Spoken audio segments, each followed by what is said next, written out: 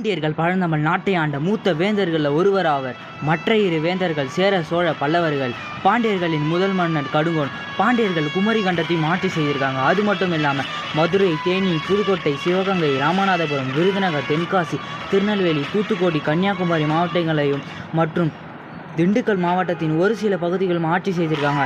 இப்பகுதி பாண்டிய வம்சத்தின் முக்கிய வரலாற்று இடமாக இருந்திருக்கு. அவர்கள் இப்பகுதியை குறைந்தது கிமு 4ஆம் நூற்றாண்டு முதல் கிபி 1759ஆம் ஆண்டு வரை ஆட்சி செய்தார். பாண்டியர்கள் ஆட்சி காலத்தில் கலாச்சாரமாக மற்றும் அரசியல் மையமாக செயல்படுவது மதுரை நகரமாக. பாண்டியர்கள் ஆட்சி காலத்தில் மதுரையே தலைநகரமாக இருந்தது. 1997ஆம் ஆண்டு மதுரை மாவட்டம் மதுரை மற்றும் தேனி மாவட்டங்கள் என 2 மாவட்டங்களாக பிரிக்கப்பட்டது. பாண்டியர்களின் பெயர்களுக்கு முன்பு மாறவர்மன், சடையவர்மன் பட்டம் சூட்டியிருக்காங்க. பாண்டியர்கள்